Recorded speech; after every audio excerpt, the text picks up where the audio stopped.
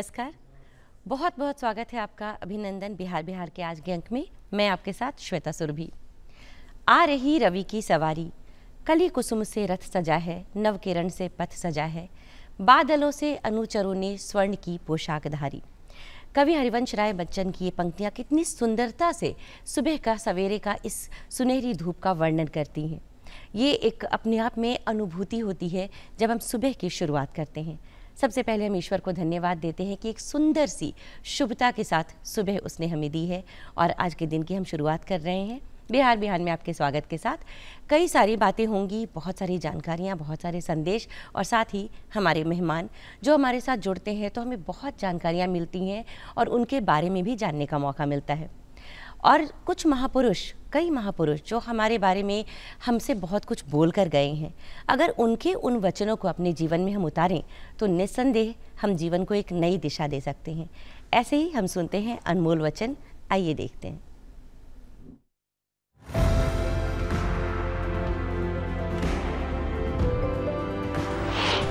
सपने वो नहीं हैं जो आप नींद में देखें, सपने वो हैं जो आपको नींद ही नहीं आती। Doctor APJ Abdul Kalam.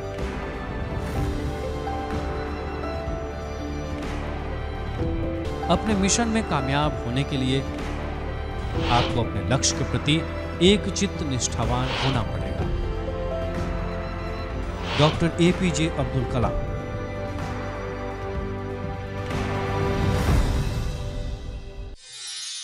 आज के हमारे मेहमान से आपको रूबरू कराते हैं। हमारे आज के खास मेहमान हमारे साथ हैं प्रोफेसर नरेंद्र कुमार झा जी। बहुत बहुत स्वागत है आपका आज के अंक में। प्रोफेसर नरेंद्र कुमार झा जो कुल सचिव हैं पाटलिपुत्र विश्वविद्यालय पटना में। सर बहुत स्वागत है आपका। सबसे पहले तो जानना चाहूँगी कि आप एजुकेशन से, शिक्षा से इतने अरसों से जुड़े हुए हैं, काफ़ी लंबा अरसा हुआ और शिक्षा के क्षेत्र में बहुत महत्वपूर्ण योगदान रहा। तो कैसे आपके जो जर्नी रही, जो ये प्रोफेशनल जर्नी, ये कैसे शुरू हुई और यहाँ तक आप पहुँचे? श्वेता जी, मैं तो सबसे पहले पटना दूरदर्शन को इस बात के लिए धन्यवाद देता हूँ। वैसे बहुत लंबे अरसे के बाद मुझे इस कार्यक्रम में आज आमंत्रित किया गया है। मुझे याद है कि करीब 1918 में मैंने यहाँ पर मैं दूरदर्शन में अपने विचारों को रखने के लिए आया था। प्रोफेसर रासबिहारी प्रसाद सिंह उस समय कुलपति थे और मैं डीन स्टूडेंट वेलफेयर पटना विश्वविद्यालय हुआ करता था जी। तो जहाँ तक आपने शैक्षणिक क्षेत्र में हमारी गतिविधियों और जर्नी के बारे में पूछा, तो वैसे मैं आपको बता दूं कि मैं मूल रूप से एक शिक्षक ही रहा हूं। जी। क्योंकि 1994 से, वैसे तो मुझे पढ़ने पढ़ाने का मौका 1984 में पिता के देहांत के बाद ही मिला था जी। जब मैं दिल्ली विश्वविद्यालय के Shri Ram College of Commerce का छात्र था, लेकिन unfortunately I could not continue there because of the sad demise of my father in 1984।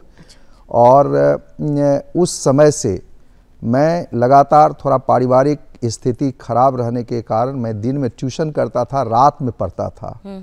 और इस तरह से हमारी एक शैक्षणिक जर्नी प्रारंभ हुई थी। और 1994 में मैं सबसे पहले अपना कैरियर स्टार्ट किया हूँ DPS बोकारो से। अच्छा। जहाँ मैं एक PGT टीचर के रूप में वहाँ पदस्थापित हुआ था। उसके बाद लगातार शैक्षणिक क्षेत्रों में कई जगह हमको सेवा करने का मौका मिला। मैं नवोदय में सेवा किया, केंद्रीय विद्यालय में सेवा किया, डिस्ट्रिक्ट प्लानिंग ऑफिसर के रूप में मुझे सेवा करने का मौका नहीं मिला, लेकिन उसमें भी सिलेक्शन हुआ।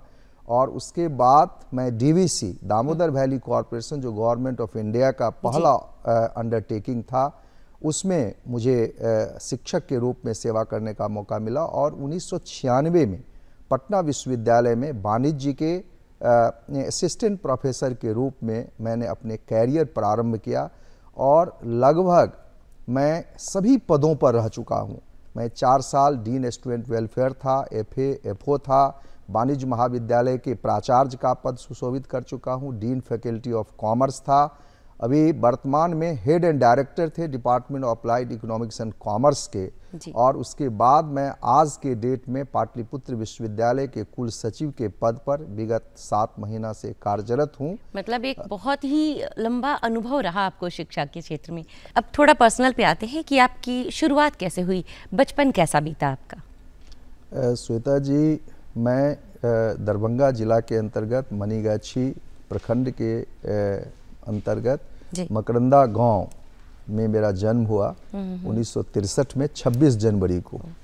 अच्छा। संयोग से 26 जनवरी 1963 को मतलब जो है मेरा जन्म हुआ, और मेरी जो शिक्षा दीक्षा है वह स्थानीय विद्यालय में ही हुई, और दरभंगा से मैं इंटरमीडिएट पास करके दिल्ली विश्वविद्यालय गया, लेकिन अभी आपको बता रहे थे वहाँ कंटिन्यू नहीं कर पाए। सारी शिक्षा दीक्षा हमारा एल.एन. मिथिला यूनिवर्सिटी दरभंगा से हुआ, और मैं लगातार मतलब अच्छे मार्क्स के साथ पास करता रहा। अच्छा। मैट्रिक में भी मेरा 11th पोजीशन है, इंटरमीडिएट के टॉपर रहे, ग्रेजुएशन के टॉपर रहे, और I have broken all the previous records in MCom also, है ना। वहीं से पीएचडी भी किए, बीएड भी किए, और जिसके कारण मुझे शिक्षा के क्षेत्र में काफ़ी ये हुआ। मुझे प्रशासनिक क्षेत्र में जाने का शुरू से ही कभी कोई शौक नहीं रहा हाँ, है। प्रशासनिक तो एक चीज़ है, कई बार होता है ना कि आप कुछ और सोच रहे होते हैं कि मुझे ये करियर बनाना है या कुछ और बनना है, और इधर आते हैं। तो क्या आपको हमेशा से लगता था कि शिक्षा के क्षेत्र में ही जाना है, या कोई सेकंड थॉट था इसके लिए कि क्या बनना है बड़े होके? बचपन में होता है ना कि जब हम स्कूल में पढ़ रहे होते हैं बड़े होके ये करना है, ये करना है, आपने क्या सोचा था? बिल्कुल, मुझे शुरू से ही शिक्षक बनने की ही एक जो अभिरुचि होती है वह था। इसीलिए मैं शुरू से ही विद्यार्थी जीवन से ही मैं ये था कि एक अच्छा शिक्षक, जब शिक्षक को पढ़ाते देखता था तो बड़ा सेटिस्फेक्शन होता था कि मैं भी आगे जा कर के एक शिक्षक ही बनूं। तो मैं माता पिता और इस सब चीज़ के लिए भी शुरू से ही इस बात से था। मुझे प्रशासनिक सेवा में, वैसे तो मैंने 1990 से लेकर के 94 तक एडमिनिस्ट्रेटिव सर्विसेज में दिया, लेकिन सफलता नहीं मिली। लेकिन मुझे मूल रूप से जो है एक शिक्षक का जो दायित्व है, जो राष्ट्र निर्माता लोग कहते थे शिक्षक को, तो मुझे उस रूप में काफी गौरवान्वित महसूस होता था। बहुत अच्छी बात है। और जैसे शिक्षा को आप तो बहुत लंबे अरसे से देख रहे हैं, तो शिक्षा का जो पूरी पद्धति है, कहें कि पूरा माहौल, ये पूरी तरह से इसमें एक लंबा परिवर्तन आया है, बहुत बड़ा परिवर्तन है। तो आपको क्या लगता है जो शिक्षा व्यवस्था है, जो शिक्षा की पद्धति है, उसमें किस तरह का परिवर्तन आना चाहिए अब? श्वेता जी, आपने बहुत ही अच्छा प्रश्न किया है, जिसके लिए पूरे राष्ट्रीय स्तर पर ही नहीं बल्कि अंतर्राष्ट्रीय स्तर पर इस बात पर में डिबेट हो रहा है, डिस्कशन हो रहा है कि शिक्षा व्यवस्था में कैसे आमूलचूल परिवर्तन लाया जाए। क्योंकि पहले डिजिटल एज नहीं था, आज डिजिटलाइजेशन की एज हो गई है, तो आज की शिक्षा काफ़ी कॉम्पिटिटिव हो गई है। पहले लोकलाइज था, मान लीजिए, आज हम जो बात कर रहे हैं वह पूरे ग्लोबल प्लेटफॉर्म पर हमारे सामने में आ रही है। जो चुनौतियां शिक्षा जगत में काफ़ी बढ़ गई हैं, चाहे वो शिक्षक हों, चाहे छात्र हों, चाहे कोई भी प्रतियोगिता में भाग लेने वाला बच्चा हो, उसका चुनौती काफ़ी बढ़ गया है। तो इस डिजिटल युग में जो है वह काफ़ी चुनौतियां हैं शिक्षा जगत में। लेकिन मैं एक बात आपको बताना चाहता हूं कि आज का एजुकेशन को रिस्पॉन्सिव होना होगा।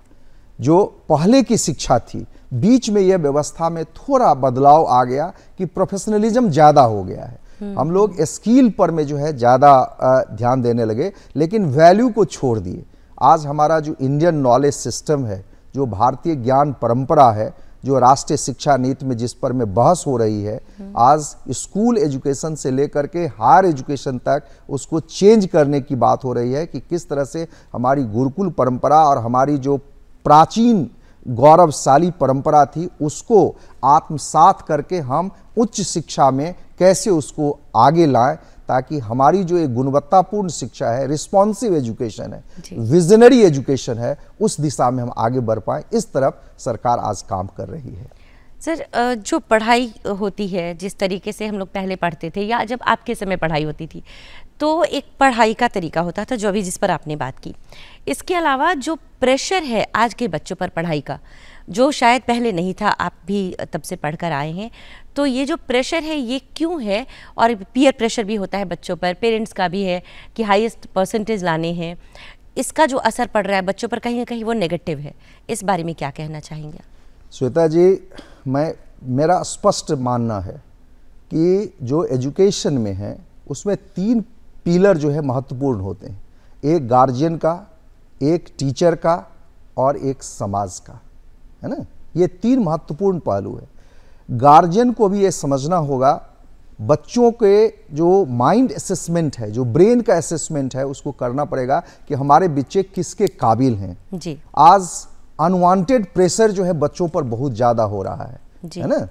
और शिक्षकों को भी जब पढ़ाते हैं बच्चों को, तो शिक्षकों को भी ये समझना चाहिए कि बच्चे किस कैटेगरी में, किस लेवल में, और इस तरह से जो एक गार्जियन है, शिक्षक हैं और समाज में आज क्या है, आज हम लोग नौकरी को ही सबसे ज़्यादा प्राथमिकता दे रहे हैं, जबकि ऐसी बात नहीं है कि हम लोगों को नौकरी सबसे निकृष्ट माना जाता था, है ना, जो आप कहावत भी कहते हैं। इसीलिए हम समझते हैं कि कोई भी कार्य जीवन में खराब नहीं होता है जो आपको जीविका उपलब्ध करावे।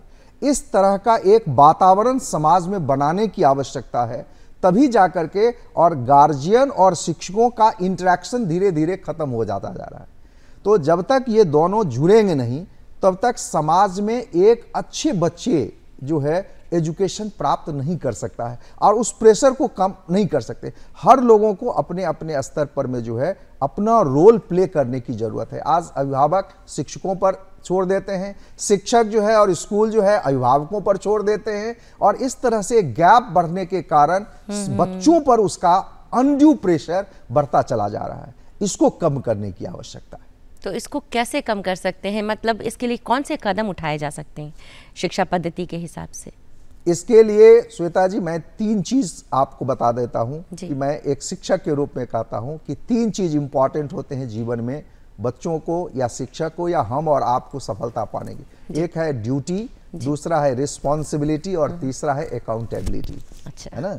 ड्यूटी के बारे में भगवान कृष्ण ने गीता में कहा है, आत्मनो रक्षार्थम जगत हिताय च, है ना। आप बच्चों को काबिल बनाइए, अपने आप को काबिल बनाइए, तभी जाकर के आप दूसरों को कंट्रीब्यूट कर सकते हैं। और जब आप काबिल होंगे तभी, और वह आपकी काबिलियत का लाभ, आपकी योग्यता का लाभ दूसरों को मिलना चाहिए। और रिस्पॉन्सिबिलिटी का मतलब होता है कि जिस संस्थान में, जिस परिवार में, जिस समाज में आप काम कर रहे हैं, उसके प्रति भी आपका एक दायित्व बनता है ना। और accountability is mean for the society, क्योंकि विवेकानंद जी ने स्पष्ट रूप से एजुकेशन में कहा है कि भाई लाइफ का मतलब क्या होता है, कि life is never qualified by branded clothes, rich life style, है ना, एंड द फ्लुएंट इंग्लिश, है ना, it is always qualified by the number of faces who smile when they hear your name. तो putting a smile on other face, है ना, is a good compliment to the life, but putting a smile on other face by your initiative is the best compliment. तो ये दायित्व हमको समझना पड़ेगा कि छात्रों के प्रति हमारा क्या दायित्व है, अभिभावक को भी इसको समझना पड़ेगा, और इस तरह से ऑटोमेटिक एक सिस्टम बनेगा जो रिस्पॉन्सिव एजुकेशन की तरफ हमको ले जाएगा। मैं एक शिक्षक के रूप में समझता हूं कि हमको अपना भी दायित्व समझ, जैसे अपने बाल बच्चों को पढ़ा रहे हैं, उसी तरह छात्रों के प्रति भी मेरा दायित्व बनता है। एक अभिभावक को अपने बच्चों के साथ साथ अन्य बच्चों के प्रति भी वही दायित्व होना चाहिए, तो निश्चित रूप से हमारा प्रेशर ऑटोमेटिक कम हो जाएगा। हाँ, बहुत सही बात कही आपने। ये समझने की ज़रूरत तो बहुत महत्वपूर्ण बात है कि किस तरीके से जिस गैप की आपने बात की वो कम किया जाए। और मुझे लगता है कि शिक्षा पद्धति के परिवर्तन की हम बात कर रहे हैं, धीरे धीरे सब कुछ बदलता है, लेकिन इंटरनेट आने के बाद से पूरा युग अचानक से बदला है। तो ये जो इंटरनेट आया, जो सोशल मीडिया है, और जिस तरीके से ऑनलाइन पढ़ाई और 1000 चीज़ें बदली हैं, उसका इफेक्ट, उसका प्रभाव किस तरह से शिक्षा पर पड़ा है? अभी श्वेता जी आपको बता दें कि इंटरनेट या ऑनलाइन या डिजिटल जी, है ना, हर जो भी टेक्नोलॉजी आती है, मान लीजिए उसका पॉजिटिव और नेगेटिव दोनों एस्पेक्ट होता है ना। आज के डेट में बच्चों को प्रॉपर काउंसलिंग नहीं हो पा रहा है। आज बच्चे डिजिटल युग में जी रहे हैं, और उनका जो एक पॉजिटिव लाभ लेना चाहिए उस तरफ न लेकर के वह नेगेटिविटी की तरफ बढ़ रहा है ना। इसमें परिवार का बहुत ही महत्वपूर्ण रोल होना चाहिए, जो नहीं हो पा रहा है। मैं स्पष्ट रूप से as a teacher I feel very minutely कि एक अभिभावक को, एक गार्जियन को, एक माता पिता को इसका प्रॉपर काउंसलिंग करना चाहिए, क्योंकि हम लोग समझते हैं कि फैमिली जो है वह बच्चों का पहला पाठशाला हुआ करता है ना। तो शिक्षकों को भी उस तरफ से बच्चों को गाइड करना चाहिए कि इसका पॉजिटिव लाभ हम कैसे ले सकते हैं। डिजिटलाइजेशन और जो इंटरनेट है, ऑनलाइन है, इतनी अच्छी चीजें हैं जी। कि आपको हम बता नहीं सकते। घर बैठे दुनिया के सारे चीज आज उपलब्ध हैं। जो हम लोग भी शिक्षा ग्रहण करते थे, लाइब्रेरी जाना पड़ता था, घंटों बैठ करके कोई चीज प्राप्त होता, आज मोबाइल पर दुनिया का सारा कुछ उपलब्ध है और बच्चे जो चाहें वह प्राप्त कर सकते हैं, है ना। तो एजुकेशन का इस तरह का एक्सपेंशन करने का एक प्रॉपर काउंसलिंग बच्चों को करना होगा, जिससे प्रेशर भी कम होगा। जो आप प्रेशर की बात कर रहे हैं, जी। जो उससे काफी प्रेशर कम होगा, लेकिन एक एक्टिव रोल जो है वह गार्जियन और शिक्षक दोनों को प्ले करना पड़ेगा। हाँ, ये आपने बहुत सही बात कही, क्योंकि कई बार होता है कि हमने देखा ऐसा कि पेरेंट्स बिजी हैं तो बच्चों को मोबाइल दे दिया कि ठीक है तुम बिजी रहो, बच्चा बिजी रहेगा, तुम अपना कुछ भी काम कर पाएंगे। तो समय ऐसा है कि हम लोग मोबाइल के बिना कुछ सोच नहीं सकते, इंटरनेट के बिना, जो जिस डिजिटल युग की आप बात कर रहे हैं, लेकिन इस पर कुछ तो काम करना पड़ेगा। तो जिस गुरुकुल परंपरा को लेकर हम चलते चले आ रहे थे, और जब ये डिजिटाइजेशन हुआ है तो ये बहुत तेज़ी से बदला है, बहुत पॉजिटिव भी है, कहीं कहीं नेगेटिव भी है। तो क्या आपको लगता है कि उस गुरुकुल परंपरा और इस जो डिजिटाइजेशन है, इन दोनों को मिला करके हम कोई बीच का रास्ता निकाल सकें, एडवांस करके उसी चीज़ को? बिल्कुल बिल्कुल लगा सकते हैं। आज अभी हम बता रहे थे आपको, भारतीय ज्ञान परंपरा में वही बात हो रही है जी, कि अद्यतन शिक्षा जो है, जो मॉडर्न टेक्नोलॉजी के साथ हम अपनी पुरानी परंपराओं को किस तरह से ये कर सकते हैं, जो वैल्यू की बात करता है। जी। आज पूरे दुनिया में स्किल पर काम हुआ है। आज जितने भी हायर एजुकेशनल इंस्टीट्यूशंस हैं, चाहे स्कूल एजुकेशन हो, स्किल पर तो काम किया है, लेकिन वैल्यू के पीछे में हम लोग काफ़ी ये हो गए हैं। आज इंडियन नॉलेज सिस्टम उसी पर काम कर रहा है कि किस तरह से हम लेटेस्ट टेक्नोलॉजी के साथ, आज आर्टिफिशियल इंटेलिजेंस का युग आ गया, आज मशीन लर्निंग की बात करते हैं, आज डाटा साइंस की हम बात करते हैं, है ना, आज व्यक्ति के सब्स्टिट्यूट की बात करते हैं आर्टिफिशियल इंटेलिजेंस के बारे में। उसको आप अलग नहीं कर सकते हैं, लेकिन उस तरफ से एक ह्यूमन फेस, ह्यूमन वैल्यू को भी हम साथ लेकर के जाएंगे। ये कैसे कर सकते हैं, मान लीजिए, इसके लिए सबसे बड़ी जरूरत जो है हमारी है, वह एजुकेशन सिस्टम को रिवैम्प करने का है। बिल्कुल, है ना, उसको रिस्पॉन्सिव बनाने की जरूरत है कि हमारा जो परफॉर्मेंस बेस्ड इवैल्यूएशन है, मैं हमेशा जो है परमानेंस के विरुद्ध है कि एक कॉन्टेक्चुअल होना चाहिए, परफॉर्मेंस बेस्ड एजुकेशन होना चाहिए। तो निश्चित रूप से जो है इसमें आप एक आमूलचूल परिवर्तन ला सकते हैं। आज का जो इंडियन एजुकेशन सिस्टम है, उसी पर मैं प्रधानमंत्री जी को विशेष रूप से धन्यवाद देता हूं कि उन्होंने जो पहली बार नेशनल एजुकेशन, राष्ट्रीय शिक्षा नीति में इस दोनों चीजों को जोड़ करके जो आज भारत को 2047 तक हम विकसित भारत का सपना देख रहे हैं, है ना, वह सिर्फ और सिर्फ एजुकेशन से ही संभव हो सकता है। बहुत सही और बात। उसको हम डिजिटल एज के साथ साथ इंडियन नॉलेज सिस्टम के साथ अगर जोड़ेंगे तो निश्चित रूप से जो आप गुरु परंपरा और गुरुकुल की बात करते हैं, उस अस्मिता को हम पुनः हासिल कर पाएंगे। आपका इस शो में आने के लिए बहुत बहुत धन्यवाद। आपको भी बहुत बहुत धन्यवाद, और पटना दूरदर्शन को विशेष रूप से धन्यवाद, है ना। कभी मौका मिलेगा। नमस्कार सर।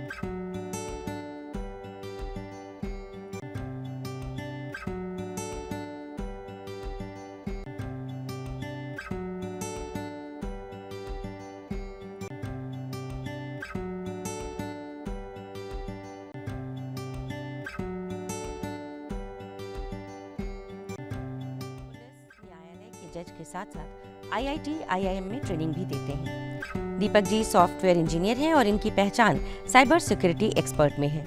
अभी सर्वोच्च न्यायालय के आदेशानुसार बिहार के सभी जज की ऑनलाइन और ऑफलाइन मोड में ट्रेनिंग देते हैं। इसके साथ विभिन्न राज्य के जज को भी ट्रेनिंग देते हैं। देश के करीब 30,000 से ज्यादा पुलिस से इंटरैक्शन कर चुके हैं।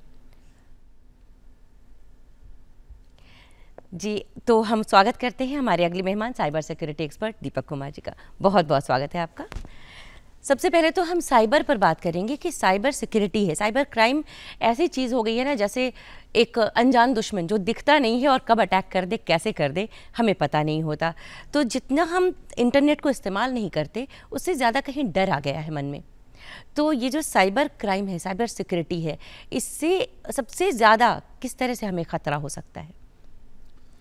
देखिए, अगर हम साइबर क्राइम्स की बातें करते हैं तो साइबर क्राइम्स में कहीं ना कहीं आज के डेट में मेरे मन में कहीं ना कहीं लोभ होता है, लालच होता है, डर होता है, या फिर हम टेक्नो फ्रेंडली नहीं होते हैं और हम इसके शिकार हो जाते हैं। बहुत बार आज के डेट में ऐसे ऐसे ऑप्शंस देखने को मिल रहा है मेरे पास कि अच्छे अच्छे डॉक्टर्स, जजेज वगैरह भी जो हैं इसके विक्टिम्स हो जा रहे हैं। अभी कुछ दिन पहले एक बिहार के एक जज जो थी जिसने 90 लाख रुपीस जो है टेलीग्राम्स पर इन्वेस्टमेंट्स के नाम पर उसने साइबर फ्रॉड्स हुआ। दूसरी तरफ आपने देखा होगा कि डॉक्टर ने 4.5 करोड़ रुपीस जो है उन्होंने डिजिटल अरेस्ट में हुआ। तो सिनेरियो क्या है कि हम अवेयरनेस की बातें कर रहे हैं आज सोसाइटी में, हर तरह से अवेयरनेस हो रही, गवर्नमेंट कर रहा है, न्यूज़पेपर्स में आप आए दिन देखते होंगे अवेयरनेस को लेकर, पुलिस ऑफिसर्स कर रहे हैं अवेयरनेस को लेकर। फिर भी हम एक अवेयरनेस के बावजूद जो है, अगर हम एक डेटा की बातें करें, इंडिया की बातें करें, तो 20 लाख जो है यूपीआई बेस्ड सिर्फ एफआईआर रजिस्टर्ड है इंडिया में। 34,000 करोड़ रुपीस जो है साइबर फ्रॉड्स के मामले हैं। तो ऐसी स्थिति में अवेयरनेस के साथ साथ हमें अपने आप को टेक्नोलॉजीज के रूप में अपग्रेड्स करना होगा, चाहे वो बैंकिंग सिस्टम्स हो, चाहे वो पुलिस ऑफिसर्स हो, चाहे वो जुडिशरी हो, तीनों को हमेशा अप टू डेट होना पड़ेगा।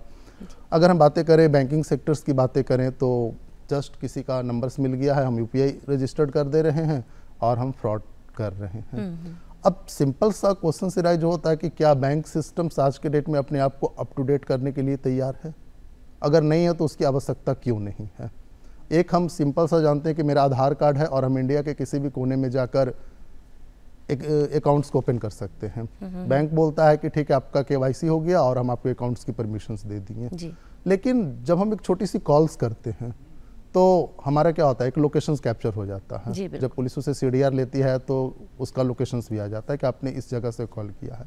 लेकिन क्या यूपीआई में प्रोविजंस नहीं हो सकता है कि जो ही वो एक्सेस कर रहा है उसका लोकेशंस कैप्चर हो कि आप किस स्थान से किए हैं? दूसरी चीज़ है कि ठीक है आप यूपीआई पिन नंबर दे रहे हैं, लेकिन आप इसके साथ सेकेंडरीज भी एक्सेस करने के लिए क्यों नहीं दे रहे हैं? जैसे कि आप थंब इम्प्रेशंस दे दीजिए, आई रेटिना दे दीजिए। इस पर भी हम डिटेल बात करेंगे। टेक्नोलॉजी को अप टू डेट करने की आवश्यकता है। दूसरी चीज़ है कि अगर हम पुलिस डिपार्टमेंट्स की बातें करें तो पुलिस डिपार्टमेंट, सर हम लोग बारी बारी सवाल लेंगे इसके बारे में भी और टॉपिक हैं, लेकिन उसके पहले एक सॉफ्ट स्टोरी है दीपक जी के बारे में, तो आइए देखते हैं कि किस तरह से ये काम करते हैं।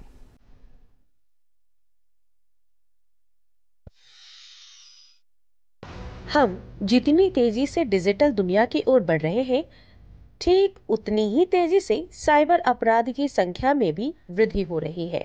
साइबर अपराध, जिसे इलेक्ट्रॉनिक अपराध के रूप में भी जाना जाता है, एक ऐसा अपराध है जिसमें किसी भी अपराध को करने के लिए कंप्यूटर, नेटवर्क, डिवाइस या नेटवर्क का उपयोग एक वस्तु या उपकरण के रूप में किया जाता है। भारत इंटरनेट का तीसरा सबसे बड़ा उपयोगकर्ता है और हाल के वर्षों में साइबर अपराध कई गुना बढ़ गए हैं। साइबर सुरक्षा उपलब्ध कराने के लिए सरकार की ओर से कई महत्वपूर्ण कदम भी उठाए गए हैं। कैशलेस अर्थव्यवस्था को अपनाने की दिशा में बढ़ने के कारण भारत में साइबर सुरक्षा सुनिश्चित करना भी आवश्यक है। डिजिटल भारत कार्यक्रम की सफलता काफी हद तक साइबर सुरक्षा पर निर्भर करेगी, अतः भारत को इस क्षेत्र में तीव्र गति से कार्य करना होगा। वहीं दूसरी ओर सोशल मीडिया ने अभिव्यक्ति की स्वतंत्रता के अधिकार को एक नया आयाम दिया है। आज प्रत्येक व्यक्ति बिना किसी डर के सोशल मीडिया के माध्यम से अपने विचार रख सकता है और उसे हजारों लोगों तक पहुंचा सकता है। परंतु सोशल मीडिया का सावधानीपूर्वक उपयोग ही हमें ऑनलाइन ठगी या साइबर अपराध के गंभीर खतरों से बचा सकता है। हमारे प्रधानमंत्री नरेंद्र मोदी ने ग्लोबल फिनटेक फेस्ट को संबोधित करते हुए सही कहा है कि साइबर धोखाधड़ी रोकना और डिजिटल समझ बनाना अति आवश्यक है। साइबर अपराध रोकने के लिए एक और जहां पुलिस एवं अन्य एजेंसियों को सक्षम होने की आवश्यकता है, वहीं दूसरी ओर नियम कानून को दुरुस्त करने की भी जरूरत है। इसी के साथ संचार तकनीक क्षेत्र की कंपनियों को जवाबदेह बनाने के लिए भी उपाय किए जाने चाहिए। आखिर यह कैसे संभव है कि साइबर अपराधी किसी और के नाम से मोबाइल सिम हासिल करने में समर्थ होते जा रहे हैं?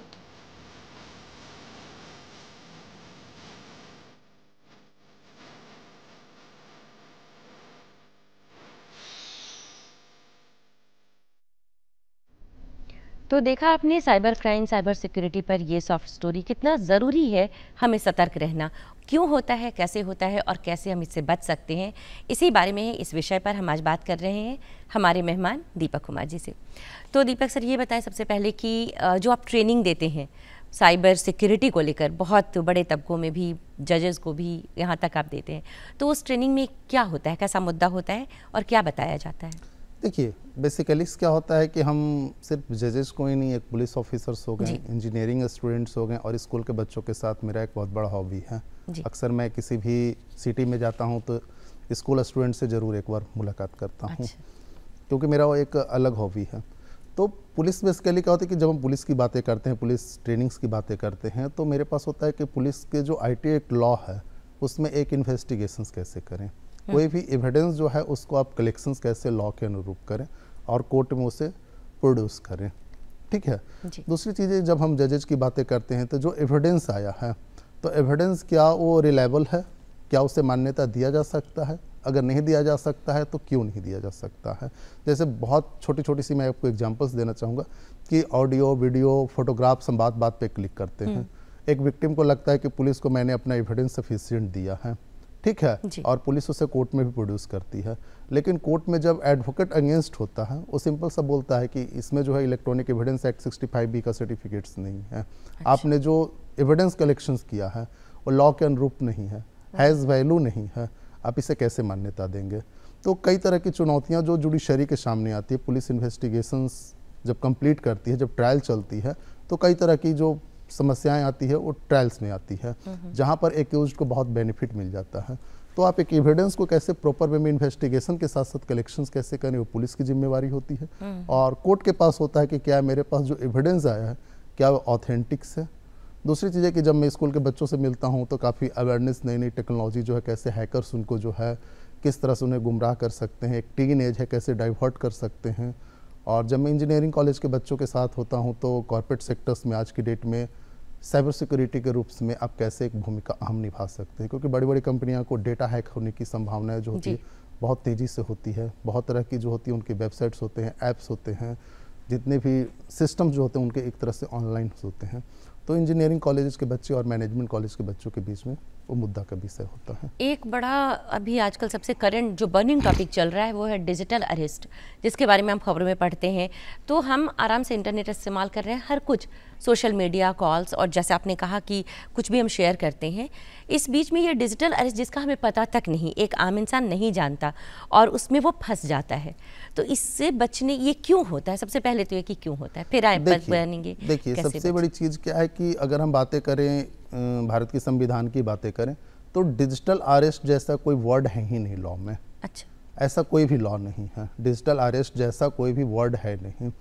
इसमें क्या होता है कि सबसे पहले क्या किया जाता है कि किसी भी तरह का डर प्रोड्यूस किया जाता है। लोगों के माइंड में क्या होता है कि एक डर दिया जाता है कि आप इनकम टैक्स नहीं पे किए हैं, ठीक है, आपका इतना इनकम टैक्स है। कभी क्या होता है कि उनको एक लीगल मेल कर दिया जाता है कि इस कोर्ट का ऑर्डर है, ठीक है, और उनको बोला जाता है कि हम आपको ऑन कॉल, व्हाट्सएप के कॉल पर या फिर वीडियो कॉल पर जब तक चाहेंगे तब तक हम आपको क्या कर रहे हैं, अरेस्ट कर रहे हैं। मतलब आपको वीडियो कॉल से नहीं हटना है।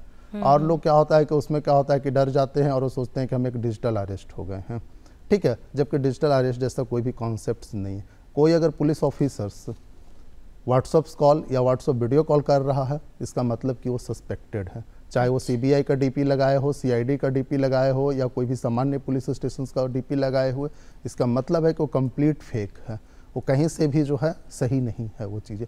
तो जब कभी भी कोई भी पुलिस ऑफिसर्स वर्दी पहनकर या बोले कि मैं CBI या CID से हैं, तो आप सीधी से उसको क्या करिए, डिस्कनेक्ट करिए फ़ोन को, ठीक है। अगर कोई वही नोटिस, जो आपने कहा, जैसे एक डर हो जाता है हाँ, कि इतना बड़ा ऑफिसर कॉल कर रहा है, हाँ, तो हम डर गए कि कैसे डिस्कनेक्ट करने, तो शायद कोई हाँ, दूसरा वो चीज़ एक्शन होता ना है, हो लेकिन जाए। वो बिल्कुल फेक होता है, वो बिल्कुल फ्रॉड होता है। और उससे आपको क्या करना है कि हमेशा अलर्ट रहें। जो ही कॉल आए, डीपी जो ही नजर आए, आप समझिए, क्योंकि थोड़ी देर के बाद क्या होगा कि उसको मैनेज करने के लिए आपसे पैसे की मांग करेगा। कभी कभी क्या करता है कि अब के डेट में AI टूल्स और बहुत सारे टेक्नोलॉजी है, कभी कभी बोलेगा कि आपको हम एक लिंक भेज रहे हैं और आप उसको क्या करना है, क्लिक करना है। जो ही आप क्लिक करते हैं आपको लाइव कर लेगा, ऑटोमेटिक भी लाइव कर सकता है। तो उसके द्वारा भेजे गए आप कोई भी लिंक को भी क्लिक ना करें। पता चले कि आप घर में जो जो एक्टिविटीज़ हो रही है वो सारे एक्टिविटीज़ को क्या कर रहा है, कैप्चर कर रहा है। तो आप उसको भेजे गए लिंक को भी क्या करें, क्लिक ना करें। ऐसे भी कोई व्यक्ति, अगर आपको सामान्य व्यक्ति भी लिंक को भेज रहा तो उसको आप एक बार नहीं कई बार सोचिए, क्योंकि कई ऐसे ऐप्स डेवलप हो चुके हैं जो लगेगा कि मेरा यूट्यूब का चैनल है, बट आप उसे देख रहे हैं और वो लाइव आपको नजर आएगा। तो डिजिटल अरेस्ट जैसा कोई भी लॉ में वर्ड ही नहीं है, ठीक है। कोई भी अगर आपको वीडियो कॉल पर या ऑन कॉल व्हाट्सअप कॉल अगर अरेस्ट कर रहा, ऐसे भी कोई भी पुलिस ऑफिसर्स भी अगर आपको व्हाट्सअप कॉल कर रहा है तो कहीं ना कहीं वो सस्पेक्टेड माना जाता है लॉ में, ठीक है। कोई पुलिस ऑफिसर रहेगा, डायरेक्ट कॉल करेगा। दूसरी चीज़ है कि जब कोई इस तरह का कॉल कर रहा है तो आप उसको सिंपल सा बोलिए कि आप सीधी सी मुझे डिटेल्स दीजिए। आप उसका डिटेल्स लीजिए। एक सुप्रीम कोर्ट के गाइडलाइन के अनुसार ई-कोर्ट ऐप है जो प्रत्येक केस की हिस्ट्री उस पर होती है। आप उस पर क्या कर सकते हैं कि स्पॉट चेक कर सकते हैं इस केस की क्या हिस्ट्री है और सारा डिटेल्स होगा।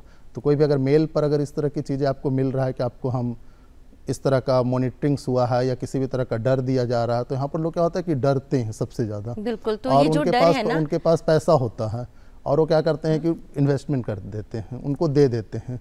एक बार में नहीं, आप देखें कई बार देखने को मिलता है कि 60-60 बार जाकर बैंक में जाकर पैसा जमा करते हैं। बिल्कुल। तो मुझे लगता है इसके लिए सबसे ज़रूरी अवेयरनेस ही है, अवेयरनेस ही कि लोग जो डर जाते हैं। जैसे ये बहुत अच्छी बात है कि इस मंच से हम दर्शकों को बता सकते हैं कि जो न्यूज़ सुनकर जानकर हम बहुत डर जाते हैं, डिजिटल अरेस्ट पता नहीं क्या है, कैसे बचेंगे, ऐसा कोई लॉ में वर्ड ही नहीं है। जी, तो बहुत अच्छे से दीपक जी में बता रहे हैं कि ये क्या है और क्यों है।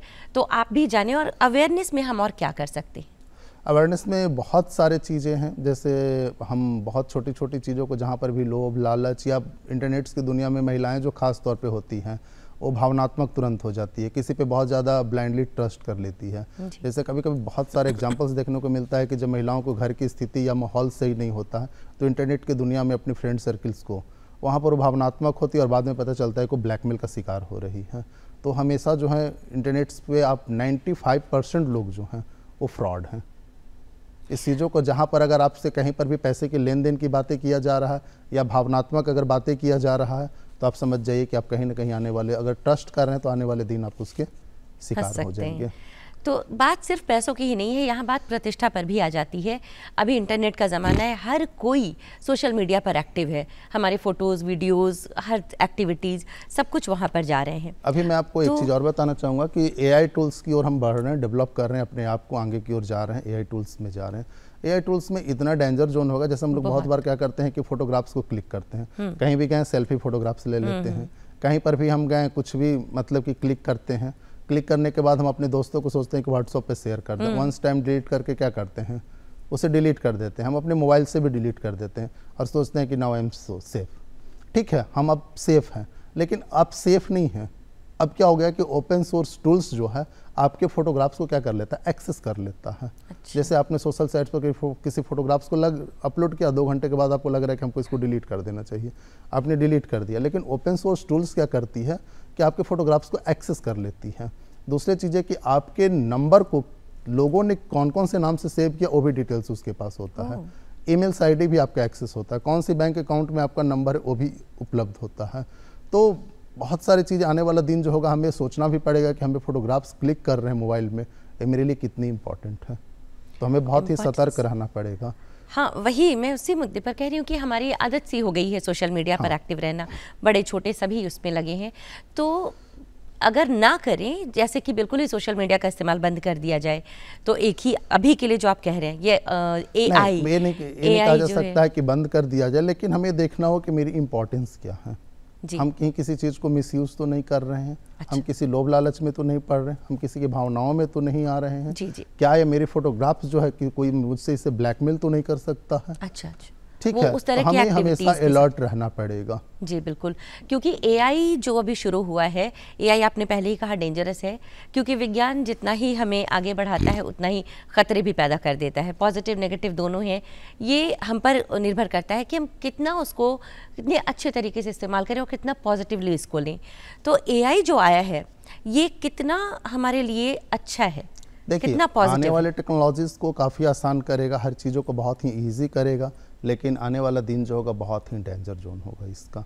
अभी जो हम लोग को लगता है कि ठीक है, पैसा मेरा देश में ही कोई साइबर क्रिमिनल्स ने क्या किया है, फ्रॉड किया है, लेकिन जब वो टेक्नोलॉजी जाएगी तो पैसे की ट्रांजेक्शन फॉरेन्स में होगा और उस समय पुलिस के लिए और चुनौती होगी जी। अभी मैं स्टेट पुलिस की बातें करूं तो स्टेट पुलिस लगभग जो है 50% जो पुलिस ऑफिसर जो साइबर में हैं, साइबर थाना में हैं, उनके पास स्किल्स डेवलपमेंट मेजर प्रॉब्लम्स है। टेक्नोलॉजी के साथ तो अपग्रेड्स भी नहीं हैं उनको। हाँ, ये मैं पूछने वाली थी कि साइबर थाना जो है, बहुत सारे साइबर थाना खुल गए हैं, लेकिन परेशानियां जितनी ज़्यादा हैं उतनी कम नहीं हो पा रही, उतना हल नहीं। नहीं। देखिए, गवर्नमेंट एक उस पर क्या कर रही है कि ठीक है साइबर पुलिस स्टेशंस का डेवलप किया गया है, लेकिन हम उस पर प्रॉपर वे में क्या कर रहे हैं, जो टीम वर्क है वो नहीं करने में। जैसे मानकर चलिए किसी व्यक्ति को क्या हुआ कि पुलिस स्टेशन से लाइन हाजिर किया गया, सस्पेंड किया गया, उसको 1-2 महीने बाद दे दिया जाता है, साइबर थाना दे दिया जाता है।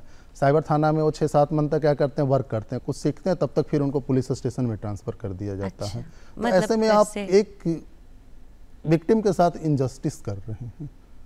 खैर, हम लोग ये बात करें कि कोर्ट में जो आप कह रहे थे कि साइबर की चीज़ें आती हैं, तो कोर्ट में ये जो आप जो ट्रेनिंग देते हैं ये कितना फ्रूटफुल होता है? देखिए, कोर्ट्स में क्या होता है कि जजमेंट्स में होता है कि कोई भी अगर आपका एविडेंस अगर कोर्ट ने अगर मानकर चलिए एग्जिबिट एक टर्म होता है, अगर एग्जिबिट कर लिया तो फिर वो आपको एक्यूज्ड के अगेंस्ट में हो जाती है। अगर वो एविडेंस एग्जिबिट नहीं हुआ तो फिर आपका केस जो फेल हो जाता है। तो इन्वेस्टिगेटर ऑफिसर्स कई तरह की गलतियां कर देता है ड्यूरिंग द एविडेंस कलेक्शंस और उसका बेनिफिट जो एक्यूज्ड को मिलता है। तो कोर्ट के पास होता है कि कौन सी एविडेंस को आप प्रॉपर उसमें में एग्जिबिट करें, कौन से एविडेंस को आप माने, कौन से एविडेंस को आप मान्यता ना दें। तो ये बहुत ही इंपॉर्टेंट चीज़ें होती है। हम एआई पर बात कर रहे थे, तो मैं वापस आती हूँ एआई पर। एआई के बारे में हमने जितना पढ़ा जाना कि एक बार रोबोट की तरह है, वो कुछ भी कर सकता है। हम गाना भी किसी सिंगर की बजाय एआई से गवा सकते हैं और बाकी फीचर्स तो सारे हैं ही हैं। तो क्या ऐसे में इंसान के रोज़गार पर भी खतरा हो सकता है? देखिए, कोई भी टेक्नोलॉजीज आया है तो रोज़गार की संख्याएं बढ़ी भी हैं, कुछ रोज़गार की संख्याएं कमती भी हैं। तो ऐसा नहीं कह सकता है कि एआई आने के बाद रोज़गार की संख्या जो है कमेगी, ऐसा नहीं है, क्योंकि उसको उस टेक्नोलॉजी को डेवलप करने के लिए भी तो मैन पावर की आवश्यकता पड़ेगी। अब आप कितने टेक्निकल स्ट्रॉन्ग्स हैं, स्किल्स डेवलप कर पा रहे हैं अपने आप को, यह बहुत ही ज़्यादा। तो एआई आने के बाद यह लोग, आईटी जब आया था तो लोगों को लगता था कि एक कंप्यूटर जो है 10 लोग के बराबर करेगा, लेकिन आईटी ने पूरे इंडिया में हब बनाया, बेंगलोर, हैदराबाद, गुड़गांव, नोएडा वगैरह सेक्टर जो देख सकते हैं। तो ऐसा नहीं है, सिर्फ आप अपने स्किल्स को डेवलप करिए, आप टेक्नोलॉजी को डेवलप करिए, आप टेक्नोलॉजी के साथ अपग्रेड्स करिए। आज भी मार्केट में जॉब है और आपको आसानी से मिलेगी। चलिए, ये बहुत पॉजिटिव बात है, बहुत अच्छी सकारात्मक एक बात है। हम बात कर रहे हैं एआई से, तो बात हुई, फिर से आते हैं वापस साइबर क्राइम पर। साइबर क्राइम के जो विक्टिम्स हैं उन्हें सबसे पहले, जैसे मुझे पता चल गया कि मेरा अकाउंट हैक हो गया या किसी तरह की कोई परेशानी हुई, तो सबसे पहले हमें कहाँ जाना चाहिए और हम कैसे इसके लिए मदद मांग सकते हैं? बहुत बार क्या होता है कि हम जब विक्टिम हो जाते हैं किसी भी चीज़ को, तो सबसे पहले आप क्या करिए कि किसी पुलिस स्टेशन में मत जाइए, कहीं पर बैंकिंग्स में भी मत जाइए। भारत सरकार ने एक पोर्टल जारी किया है cybercrimes.gov.in। उस पोर्टल पर सबसे पहले आप कंप्लेन करिए। ठीक है, कंप्लेन करने के बाद क्या होता है कि वो पोर्टल जो होता है ऑटोमेटिक रन करना शुरू कर देता है। जैसे आपका कोई बैंक अकाउंट से फ्रॉड हुआ है या आपने किसी अकाउंट में जानकर ही लोभ में पैसे को ट्रांसफ़र कर दिया और आपको लग रहा है कि मैं विक्टिम हो गया हूँ, तो जब ही आप उस पर कंप्लेन करेंगे तो साइबर ट्रेल प्रोसेस एक बना लेता है वो कि आपका पैसा जो है कहाँ कहाँ वो गया है। ठीक है, अगर वो पैसे की जहाँ जहाँ यूज हुआ है वो सारे अकाउंट को फ्रीज करते हुए आपके पैसे को क्या करेगा, रोक देगा। अच्छा। तो आप क्या कर सकते हैं कि सबसे पहले आप पुलिस स्टेशन या बैंक जाने से पहले आप साइबर क्राइम पोर्टल, अगर कहीं पर आपको लग रहा है कि फोटोग्राफ्स वीडियो वायरल हो रहा है या कहीं पर आपको लग रहा है कि सोशल साइट्स पर मिसयूज हो रहा है, तो आप ऐसी स्थिति में भी आप क्या कर सकते हैं कंप्लेन दर्ज कर सकते हैं। कंप्लेन कर सकते हैं, कंप्लेन दर्ज क्योंकि कर सकते हैं। यही चीज़ मैं साइबर कह रही क्राइम थी, पोर्टल्स अवेयरनेस पर। लोगों को पता नहीं होता, हम लोग घबरा जाते हैं। नहीं, कोई ऐसी चीज़ तो घबराहट और डर हो जाता दूसरी है चीज़ है कि आप इसकी कंप्लेन जो है आप अपने नियरेस्ट पुलिस स्टेशन में भी कर सकते हैं और साइबर थाना। बहुत बार क्या होता है कि हम नियरेस्ट पुलिस स्टेशन में जाते हैं तो पुलिस स्टेशन क्या कह देती है कि आप साइबर थाना जाइए, वो गलत तरीका है। वहाँ पर भी वो क्या कर सकता है कि FIR दर्ज करने का उसके पास राइट्स है। और दूसरी चीज़ है कि प्रत्येक पुलिस स्टेशन को मैं आपके चैनल के माध्यम से भी कहना चाहूँगा कि जो भी विक्टिम्स कंप्लेन दर्ज करता है वो आपके नियरेस्ट पुलिस स्टेशन जो होते हैं उसकी पूरे कॉपी को सेंड कर दिया जाता है। तो सभी पुलिस स्टेशन को भी साइबर पोर्टल्स को क्या करना चाहिए, लॉगिन करना चाहिए। और जहाँ तक अवेयरनेस की बात है, हम जानते हैं जागरूकता बहुत ज़रूरी है, तो क्या आपको लगता है कि हम एजुकेशन सिस्टम में बाय डिफ़ॉल्ट इसको डालना चाहिए कि साइबर के बारे में जितनी भी जानकारियाँ हैं ये स्कूल और कॉलेजेस में इसकी पढ़ाई भी होनी चाहिए? सारे स्कूल्स एंड कॉलेजेस में सिलेबस आ चुके हैं इसके जी, और CBSE में भी हैं इसके सिलेबस हैं, तो और कॉलेजेस वगैरह में भी इसके हैं। सारे जगह जो है अवेयरनेस कैंप्स भी चल रहे हैं।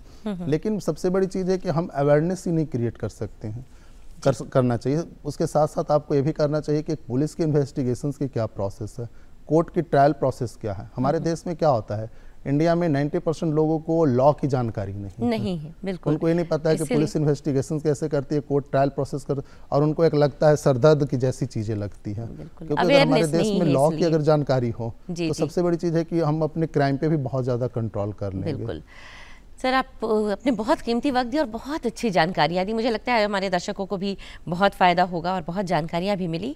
तो समय हो गया है चलने का। चलते चलते क्या संदेश देना चाहेंगे आप हमारे दर्शकों को? हम सिर्फ ये कहना चाहेंगे कि हमेशा कोई भी चीज़ें अगर आप करने जा रहे हैं, जैसे किसी को आप ट्रांजेक्शन्स करने जा रहे हैं, कहीं पर भी आप भावनात्मक से अगर आप हो रहे हैं, कहीं आपको कोई लोभ लालच दे रहा है, तो सबसे पहले आप एक गिलास पानी पीजिए, उसके बारे में सोचिए, अपने फ्रेंड सर्किल से डिस्कस करिए। और कहीं पर अगर आप फंस गए हैं, ये नहीं सोचिए कि समाज क्या कहेगा, परिवार क्या कहेगा, आप उसको बोल्ड तरीके से उसको फेस करिए। खासतौर पे महिलाओं से और आज के छात्राओं से भी निवेदन करेंगे कि बहुत बार क्या होता है कि मेरा परिवार क्या करेगा, समाज क्या कहेगा। और अगर ऐसी स्थिति आ रही है तो समाज को और परिवार को एक साथ होकर, एकजुट होकर लड़ाई लड़ने की आवश्यकता है, ना कि क्रिटिसाइज बच्चों को करने की आवश्यकता है। बहुत अच्छी बात कही आपने सर। आप हमारे कार्यक्रम में आए, यहाँ पर इतना कीमती वक्त दिया और इतनी अच्छी जानकारियाँ दी जो लोगों के लिए बहुत लाभदायक होंगी। सर आपका बहुत बहुत धन्यवाद। Thank you so much. समय हो गया है हमारे चलने का, आपसे विदा लेने का। आपसे फिर होगी मुलाकात और आपकी राय, सुझाव और विचार हमारे लिए बहुत महत्वपूर्ण है। ज़रूर आप ये लिख कर भेजें हम तक, और इसके लिए नोट करें हमारा पता। हमारा पता है बिहार बिहान, दूरदर्शन केंद्र, फ्रेजर रोड, पटना 800001। आप हमें ईमेल भी कर सकते हैं। हमारा मेल है directordkpatna@gmail.com। तो आज के लिए मुझे दीजिए विदा। आपसे फिर होगी मुलाकात, तब तक के लिए विदा। नमस्कार।